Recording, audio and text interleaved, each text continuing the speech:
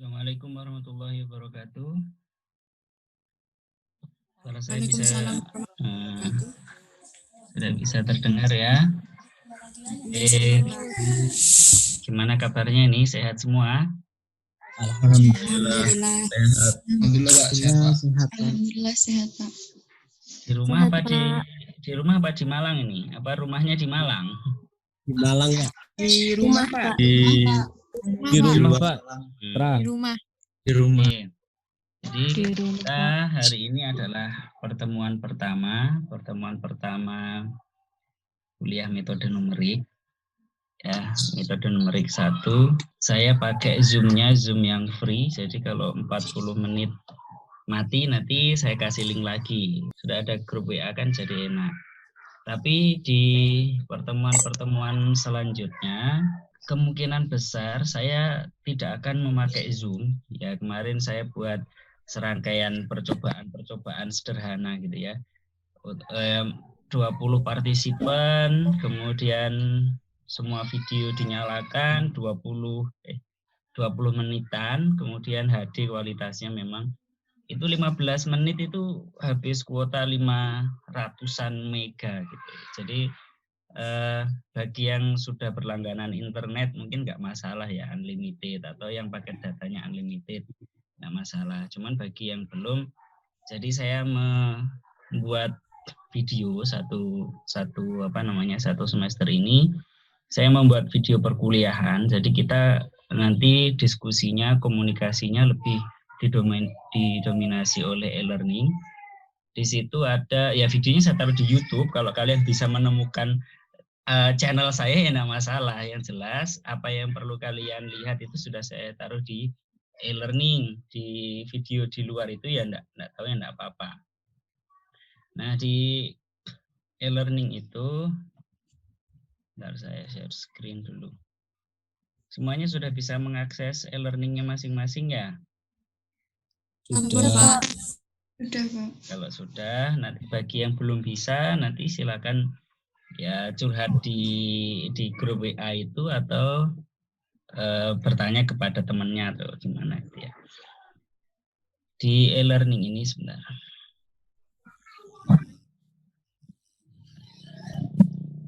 Di sini saya memang mewajibkan setiap mahasiswa berhasil masuk ke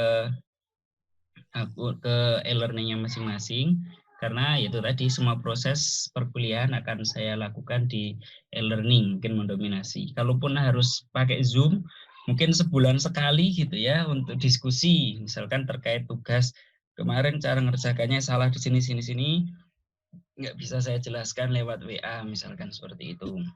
Kemudian di sini ada daftar hadir. Daftar hadirnya ya harus diisi. Daftar hadirnya cuma 1 jam, jadi jam 9 sampai jam 10 gitu ya. Coba boleh sekarang sambil dibuka e-learningnya. Terus apakah memang benar ada di kuliah analisis numerik ini ada daftar hadir? Kalau ada, coba diklik. Terus kalian ya nge-set bahwa kalian hadir di sini. Itu saya lihat attendinya komplit ya, kayaknya semuanya hadir. Oke, sudah bisa muncul daftar hadir di e-learningnya masing-masing. Ini rata-rata pakai HP apa pakai laptop ini? Pakai laptop Pak. Pakai laptop Pak. Ya. Ada yang HP Pak. Nggak apa-apa, pakai HP nggak apa-apa. Saya laptop Pak. Terus nanti pertemuan 1 misalkan ya, kuliah itu tidak saya set 3 SKS, tidak 1,5 jam, tapi boleh jadi 3 hari. Artinya begini, saya akan menyampaikan video di situ gitu ya. Mungkin pada waktu itu kalian jaringannya sedang tidak bagus, atau mungkin sedang ya pokoknya tidak bisa lah, masalah jaringan, nggak bisa diganggu gugat gitu ya. Koneksi putus atau baterai habis atau pas pokoknya sangat-sangat tidak bisa tinggalkan. Itu tidak harus hari itu di jam itu kalian mengikuti perkuliahan, karena bentuknya video, tidak harus live. Dan karena bentuknya video, mungkin saya menjelaskannya lebih cepat dari waktu di kelas. Kenapa begitu? Ya karena kalau kalian nggak paham tinggal diulangi saja berkali-kali. Salah satu alasan saya juga karena videonya adalah video di YouTube. Kalian saya kasih waktu mungkin 3 hari ya, bahkan mungkin lebih ya. Itu boleh jadi, oh saya punyanya paket malam, ya sudah saya ngakses YouTube-nya malam hari saja, enggak apa-apa. Atau pas kebetulan lagi ke kafe ada free wifi, ya download di situ saja, enggak masalah. Atau teman sudah download, nah, saya mau copy lewat flash disk, jadi ya kuota terselamatkan gitu ya. Tapi bagi yang sudah berlangganan unlimited ya enggak masalah. Jadi contohnya seperti ini, pertemuan 1 tanggal 2 September. Tanggal 2 Septembernya hari ini jam 9 sampai jam 10, tugas kalian adalah untuk ngisi daftar hadir. Daftar hadir paling cuman buka halaman situs seperti ini kan paling kuotanya nggak banyak. Setelah itu sudah selesai. Kalian punya waktu mungkin 3 hari untuk membuka video itu dan memahaminya. Nah, baru untuk submit tugasnya itu ya di hari yang ditentukan. Jadi ngerjakannya ya di rentang 1 minggu itu. Kemudian misalkan hari ini saya kasih tugasnya mungkin saya sampaikan lewat video atau saya tulis. 3 hari lagi kalian baru buka video nggak masalah. Setelah itu baru mengumpulkan tugas, mengumpulkannya di Selasa depannya seperti itu. Terus Selasa depannya lagi, bukan Selasa ya, Rabu ya. Rabu depannya lagi bagaimana? Ya absen saja dan lihat videonya kalau sudah memungkinkan. Kalau kondisi nggak memungkinkan ya yang wajib di jam itu hanya mengisi daftar hadir. Daftar hadir selalu di atas sini ya. Tidak pertemuan 1 daftar hadirnya di sini enggak. Di sini sudah semuanya ada di situ. Oke, saya kira sederhana, nggak ada masalah. Kalian bukan maba, jadi pasti sudah tahu e-learning. Bisa tanya juga kalau nggak paham. Saya kira untuk kasus ini tidak masalah. Terus di sini juga ada forum diskusi yang kalian bisa gunakan untuk diskusi, ya diskusi terkait perkuliahan. Yang patah hati nggak usah diskusi di sini ya. Ini gimana caranya? Nah, balikan, wah, malah saya doakan semoga ya nggak tahu ya. Misalkan di sini link di sini ada topiknya adalah link Zoom perkuliahan. Waktu saya klik, mungkin saya di sini akan memberikan link Zoom yang akan digunakan untuk perkuliahan selanjutnya adalah ini kalau memang perlu Zoom. Ini tadi cuma contoh saja kok. Nanti kalian juga bisa reply di sini, bisa mengomentari atau misalkan ada kendala apa. Itu forum diskusi, daftar hadir, forum diskusi selalu di yang paling atas. Jadi nggak saya taruh di bawah-bawah sini. Oke. Terus hari ini kita akan membahas tentang kontrak perkuliahan, silabus. Jadi 1 semester ke depan ini kita akan belajar apa saja, dan ini saya kenalkan media pendukung. Sederhana tapi sering saya pakai. Sebentar.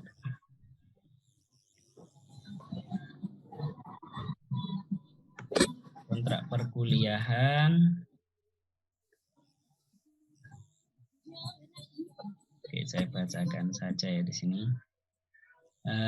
Perkuliahan dilakukan sepenuhnya menggunakan e-learning. Sebenarnya bukan sepenuhnya juga ya, karena sudah ada grup WA mungkin ya saya lewat WA juga, tapi tidak untuk yang mengirim file besar atau apa ya. Dan mungkin kalaupun harus dikirim lewat WA, saya kirim linknya untuk sesuatu yang penting.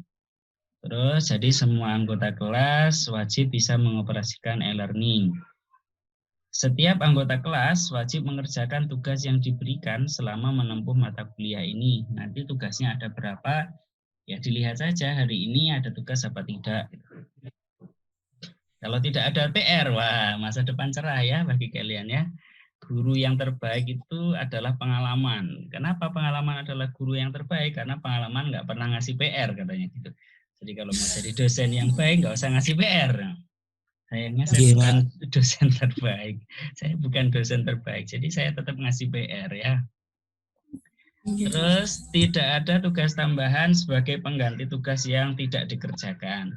Misalkan saya nanti selama satu perkuliahan ini ada 10 tugas, mungkin saya ambil 7 terbaik, mungkin seperti itu. Jadi jangan sering-sering tidak mengerjakan tugas karena tidak ada pengganti.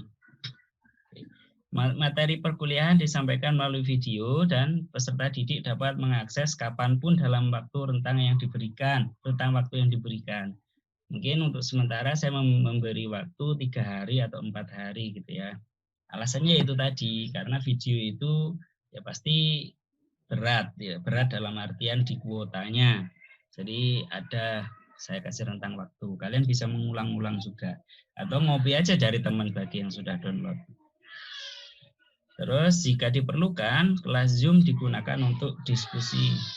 Selanjutnya, ketentuan pelaksanaan kuis, UTS, dan UAS akan diatur kemudian. Ya, kita punya grup WA, bisa diskusi leluasa di situ. Selanjutnya, sistem penilaian ini hampir menjadi acara inti ya bagi beberapa mahasiswa ya. Jadi tugas dan kuis 30%, UTS-nya 30%, UAS-nya 40%. Gimana Pak caranya biar dapat A? Caranya tugas, kuis, UTS, UAS dapat nilai bagus. Insya Allah nanti dapat A ya. Pokoknya semua ini dapat A, nanti akan dapat nilai A. Saya sampaikan selanjutnya adalah, amin nggak ada sekarang ya, adanya B+. Ya. Dulu di UIN ada amin. Sekarang adanya B+. Oke, ini yang akan kita pelajari di semester ini,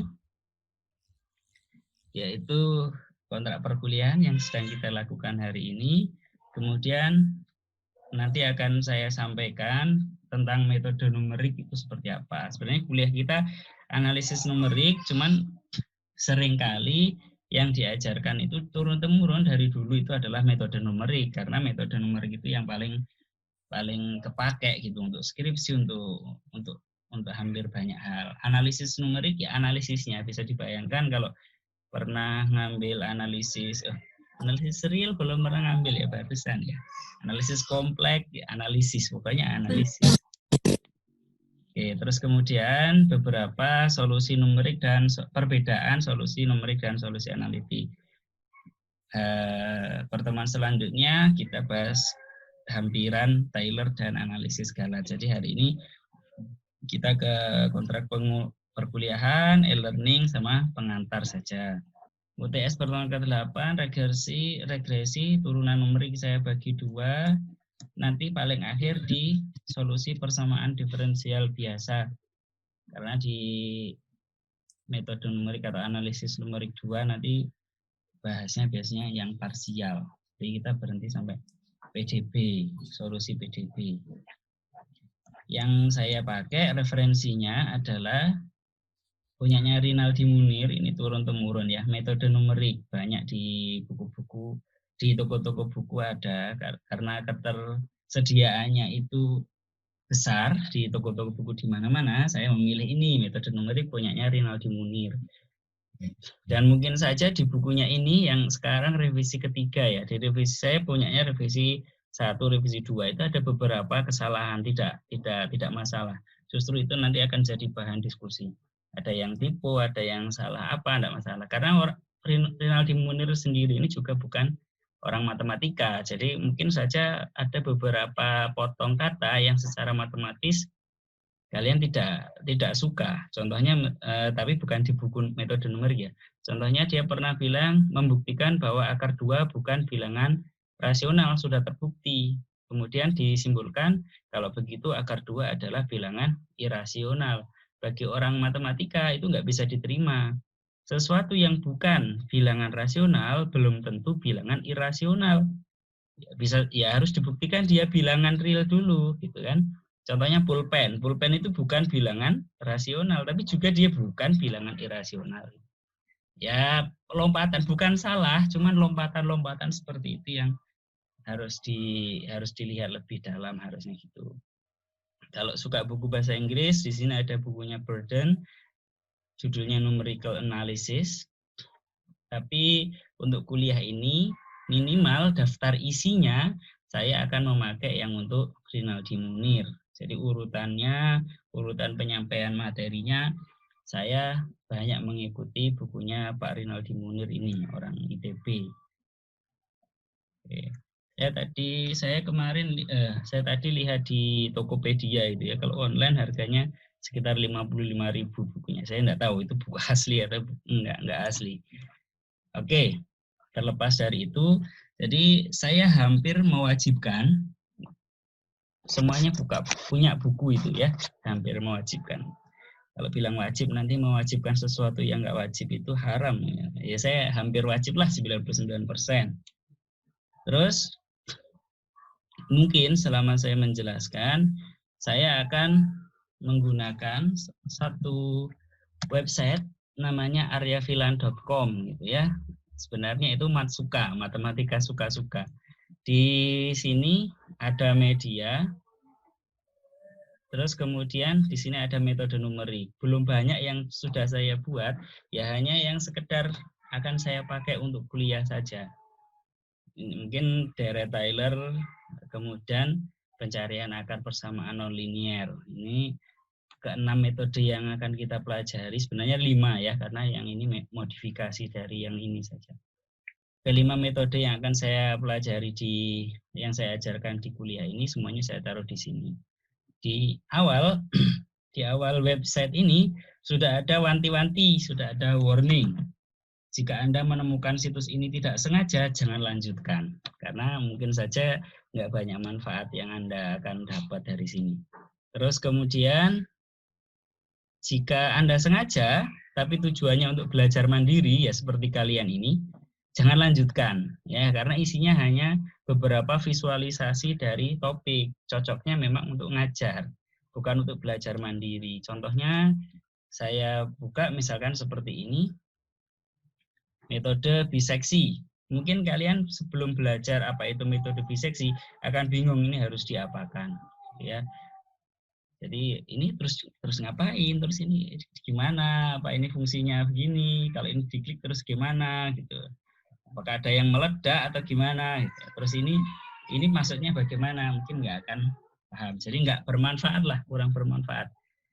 Setelah saya menjelaskan tentang metode biseksi ini, kebetulan saya pakai situs ini, ya apa-apa, setelah itu Anda coba-coba sendiri, karena sudah tahu cara mengoperasikannya dari cara saya mengoperasikan.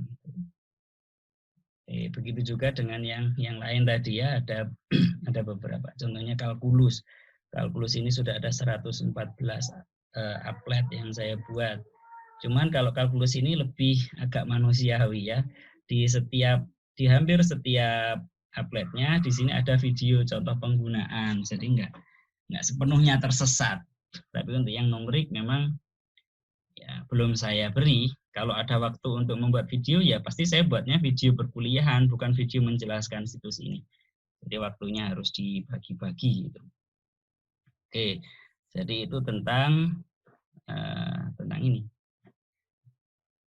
Ini jam berapa? Nanti kalau off gabung lagi aja. Oke, sekarang saya jelaskan sesi terakhir di pertemuan ini, yaitu tentang analisis numerik. Pendahuluan analisis numerik 1. Yang akan kita pelajari hari ini adalah secara umum tentang analisis numerik. Analisis numerik itu apa? Kok gambarnya bendungan, Pak? Nggak usah protes ya, pokoknya begitulah. Dan perbedaan antara solusi numerik dan solusi analitik. Kita akan membahas dua hal itu secara garis besar hari ini. Oke. Banyak persoalan matematika itu yang muncul dari beberapa disiplin ilmu. Jadi fisika rasa matematika, kimia rasa matematika, ekonomi rasa matematika itu banyak. Meskipun nggak dikatakan bahwa ini matematika gitu ya. Sebenarnya memang asalnya dari matematika. Fisika, kimia, elektro, teknik sipil, teknik elektro dan sebagainya ya, banyak. Ini dari fisika, roket itu ya. Terus ini dari kimia, dari ekonomi, teknik sipil dan sebagainya. Ada banyak teknik elektro dan enggak tahu itu. Pokoknya saya cari di Google aja tentang itu, saya taruh aja di sini untuk mensupport apa yang saya katakan bahwa matematika banyak digunakan di berbagai disiplin ilmu selain matematika itu sendiri. Yang paling banyak kepakai itu apa? Yang paling banyak kepakai itu adalah numeriknya. Meskipun yang lainnya juga sangat banyak sekali. Ya. Permasalahan numerik itu Contohnya adalah seperti ini.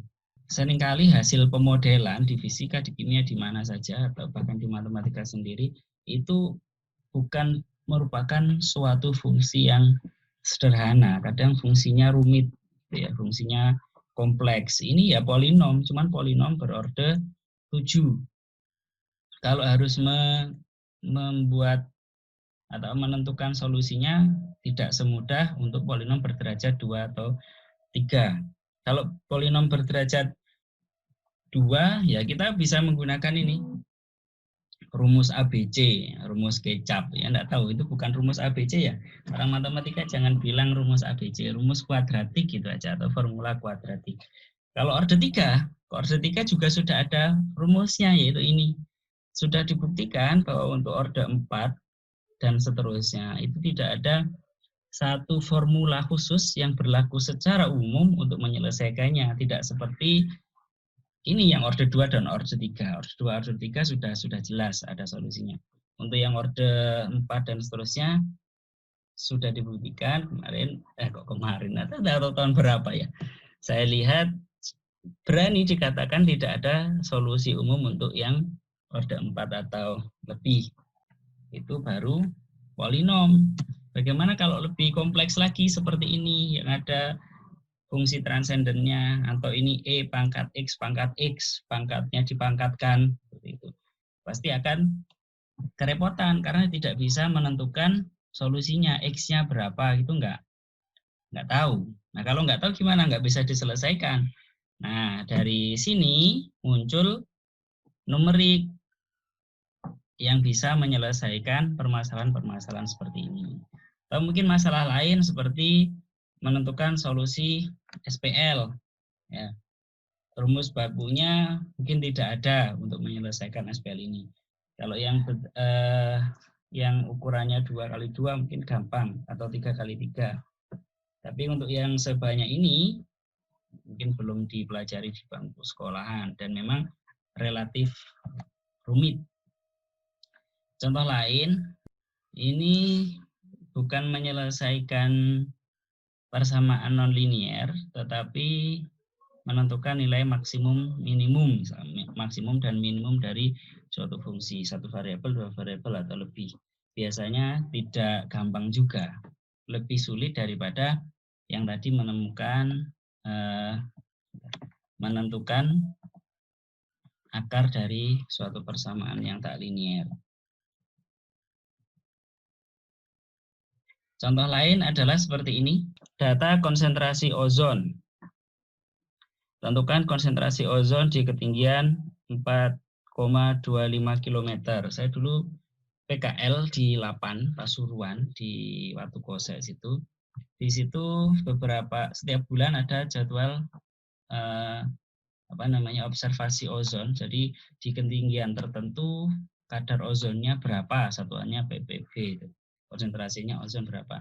Alat yang digunakan itu ya berupa balon gitu ya, balon diterbangkan, kemudian dalam interval sekian detik, jadi setiap 5 detik sekali gitu ya, radio yang ada di sini alatnya itu memancarkan ke bawah, ke stasiunnya, ya, ke stasiun. Setiap 2 detik, setiap 5 detik, atau ya kalau bisa alatnya bagus bisa setiap detik. Itu pun ada delay itu karena kan jaraknya jauh gitu. Makin lama makin ke atas balonnya.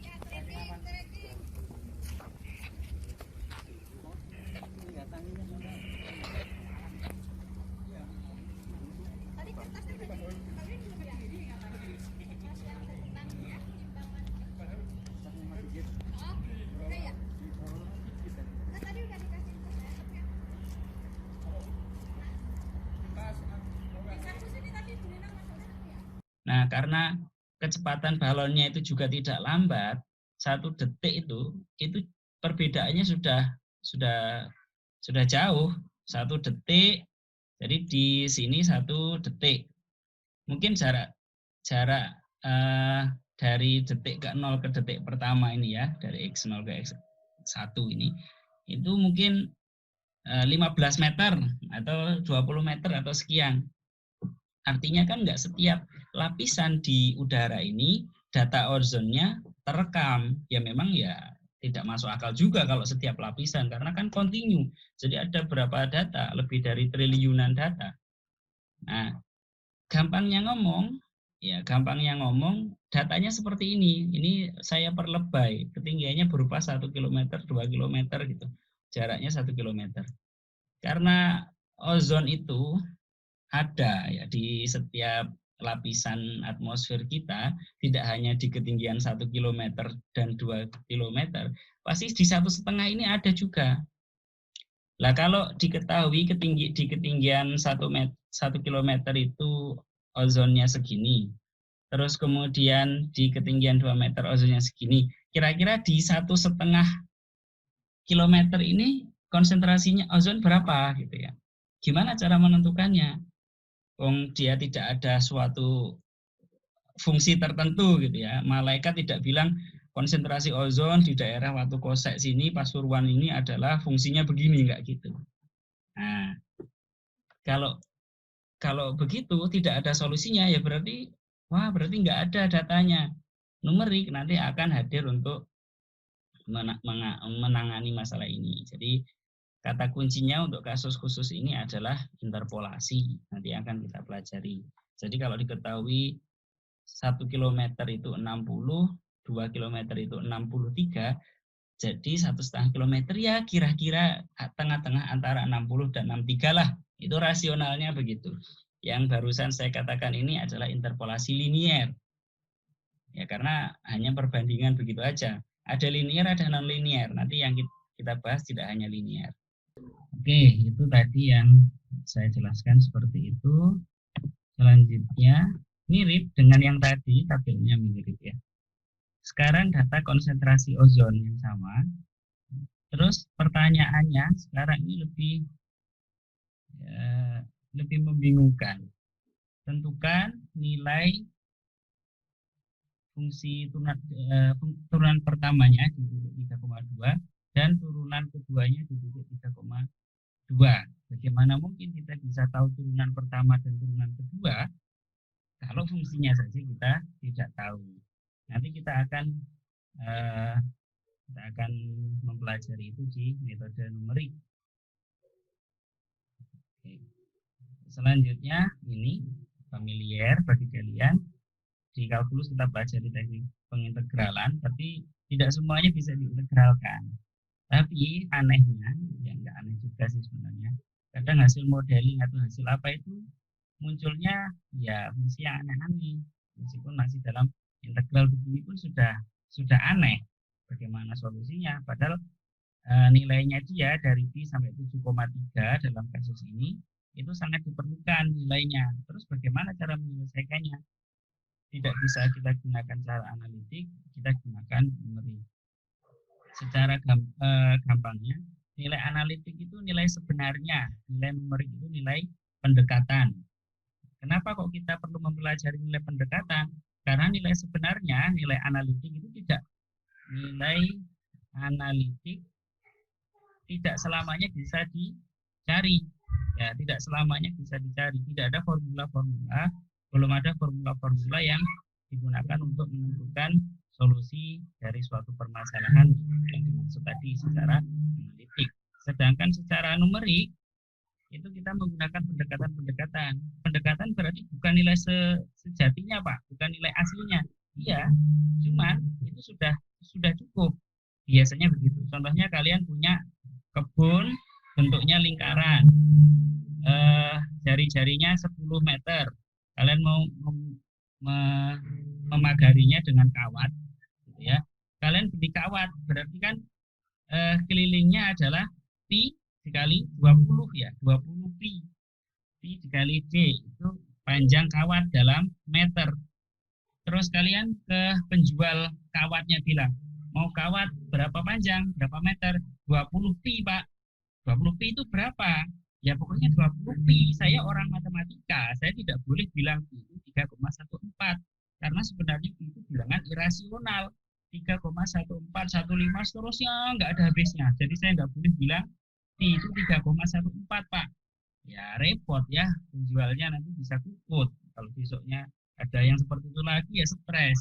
Jadi pi yang bilangan irasional ini kita potong sampai di sini aja 3,14.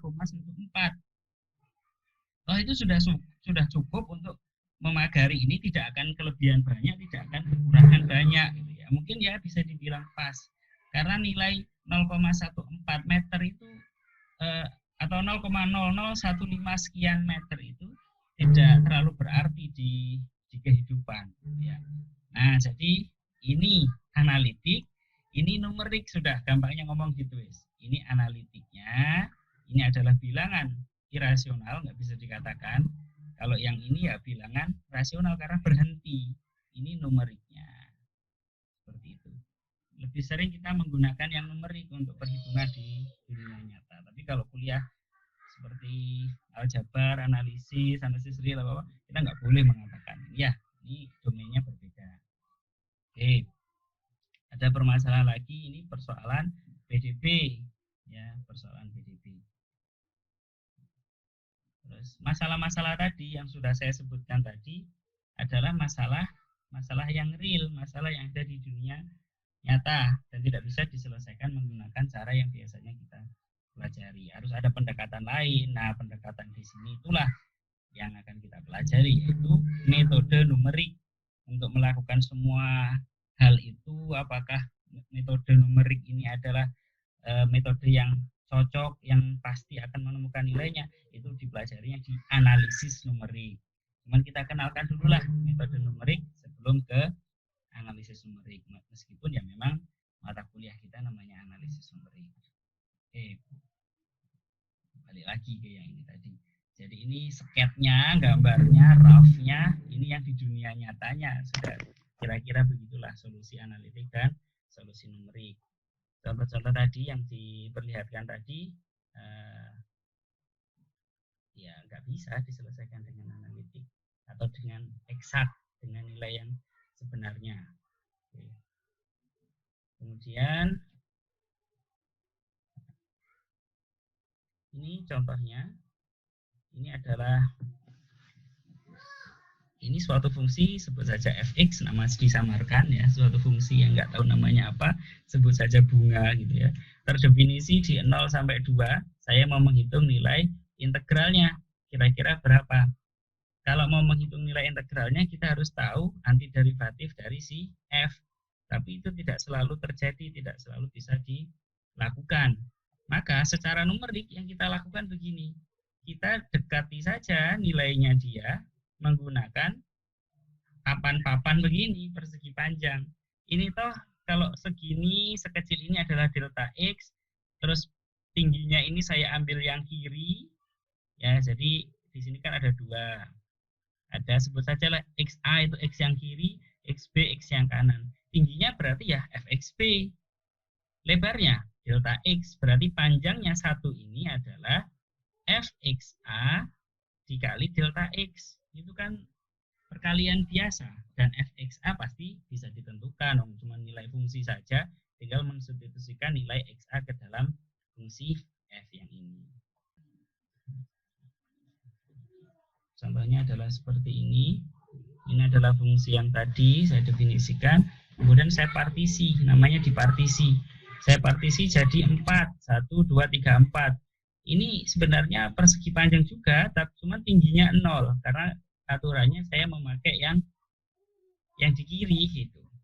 Ya, jadi yang kotak yang pertama ini adalah luasnya adalah 0, kotak yang kedua 0,125, yang ketiga setengah, yang selanjutnya adalah 1,125, sehingga luasnya, luas pendekatan ya, adalah ini 1,75 di sini, di bawah sini.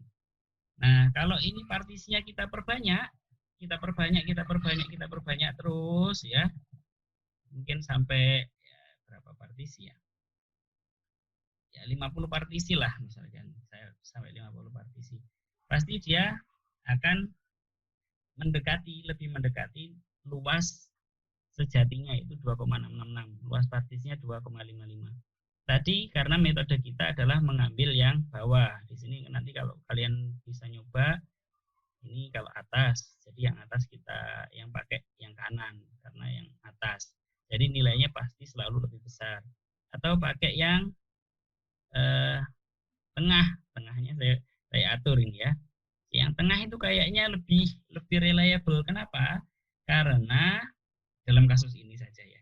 Karena di sini ada area yang harusnya tidak dihitung tapi yang harusnya dihitung tapi tidak dihitung, masih warna hijau. Yang di sini harusnya tidak dihitung tapi dihitung ya. Kayaknya ya lumayan berimbang lah. Nah, makanya di partisi ke-25 misalkan nilainya sudah mendekati, kalau cuma 2 angka di belakang koma sudah sama, 2,66. Kalau tidak bulatkan 2 angka di belakang koma. Cara kita adalah seperti itu. Oke, kembali lagi ke slide.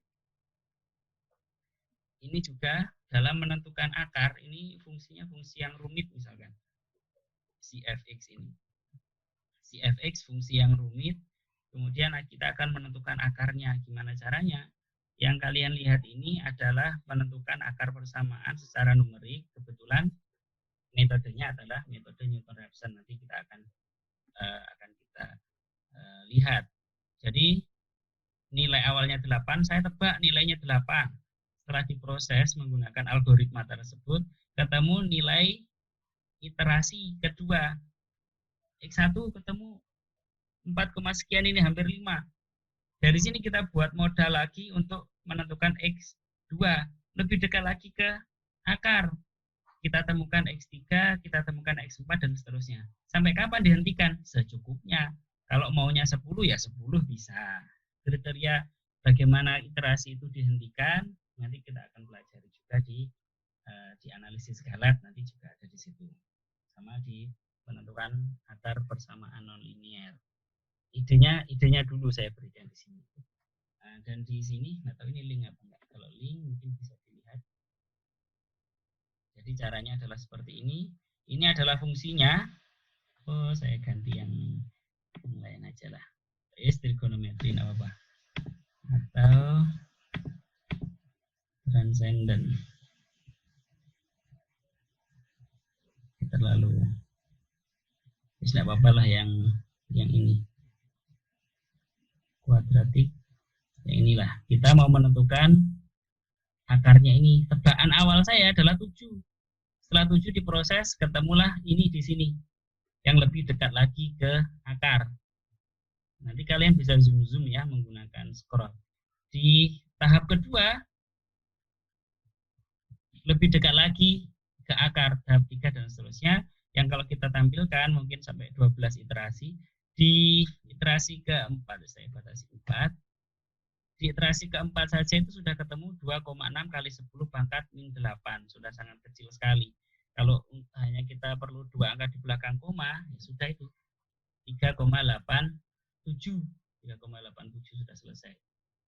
Kalau perlunya cuma 2 angka di belakang koma. Nah ini, meskipun fungsinya nanti kompleks, ini kebetulan nggak kompleks ya, kuadratik saja. Meskipun fungsinya kompleks, nanti akan ya semudah ini juga mencarinya. Fungsi transenden ini, pangkat sekian, nggak terlalu kompleks ya. 2 sin E cos X. Ya nanti kalian bisa nuliskan di sini fungsi bagaimana saja. Nggak akan tersiksa laptopnya ya. Misalkan sin X pangkat cos X pangkat lagi tangan X. Ini kan solusinya juga lumayan repot. Ya. Misalkan ini saya kurangi 1 atau kurangi setengah. Fungsinya jelas tidak kontinu. Kalau sampai kontinu berarti ada masalah dengan programnya. Oh ternyata akarnya salah satunya adalah di sini. Ya kalian nanti bisa nulis apa aja lah. Oke, terus jadi ini ini majaknya ini. Jadi turunannya ini belum saya buat inline. Oke lah, kita ganti X gitu aja. Biar nggak terlalu banyak. Oke. nggak terlalu penting, cuman contoh. Yang selanjutnya ini contoh juga menyelesaikan suatu sistem persamaan linier menggunakan metode numerik. Caranya gini. Jadi yang dilibatkan di metode numerik ini, meskipun fungsinya sangat kompleks, itu cuma penjumlahan dan perkalian. Tentu saja penjumlahan itu maksud saya juga sekalian pengurangan, karena pengurangan itu sebenarnya ya penjumlahan dengan bilangan yang dinegatifkan. A ditambah A dikurangi B, sebenarnya A ditambah min B. Perkalian yang saya maksud tadi sebenarnya juga mencakup ke pembagian, karena A dibagi B itu sama aja dengan A dikali seper B. Jadi hampir sekompleks apapun ya, apapun itu saya kasih kata hampir karena ada juga yang mungkin nggak bisa diselesaikan dengan numerik. Hampir-hampir sekompleks apapun suatu masalahnya itu didekati dengan metode numerik hanya melibatkan penjumlahan dan perkalian saja. Seperti itu. Itu gambaran kurang lebih bagaimana metode numerik. Ya. Nanti slide-nya akan saya taruh di e-learning untuk ya dipelajari lebih lanjut. Oke, sampai sini ada pertanyaan? Nggak ada kan? Nggak ada aja yang harus selesai. Saya agak kurang nyaman memang dengan Zoom itu. Setengah hati kalau ngajar dengan Zoom itu karena ya kepikiran nanti gimana kuotanya ya kalau semuanya pakai yang unlimited gitu ya. Saya biasanya saya dan teman-teman itu saling curhat dan ternyata senasib. Kalau di kelas itu saya mungkin sering ngejoke gitu ya, sering guyon untuk memecah suasana lah biar halo, saya barusan off tiba-tiba atau mungkin jaringannya yang nggak baik. Suara saya bisa didengar? Bisa, Pak. Tadi suara saya putus-putus ya? Iya tadi. Iya, Pak. Ya, pecah-pecah Sekarang gitu. sudah lancar. Sudah Pak, Alhamdulillah sudah, Pak. Oke, jadi itu materi hari ini.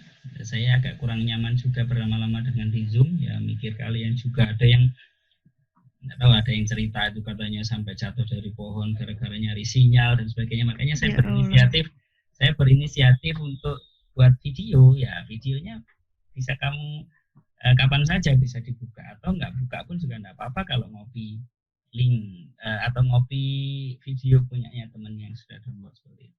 Jadi kalau saya dan teman-teman sering curhat gitu ya, saya tuh kalau di kelas sering membuat joke biar nggak tegang lah. Cuman waktu di Zoom itu buat bercandaan itu merasa berdosa gitu, tertawa di atas kuotanya anak-anak katanya gitu.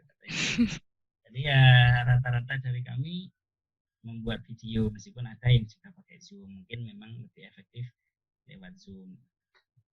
Oke, kalau nggak ada pertanyaan saya akhiri. Tetap jaga kesehatan sekeluarga.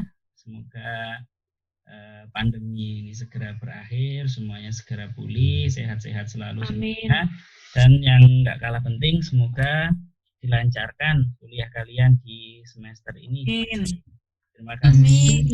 Amin Pak. Terima kasih. Saya akhiri. Assalamualaikum warahmatullahi wabarakatuh. Waalaikumsalam warahmatullahi wabarakatuh.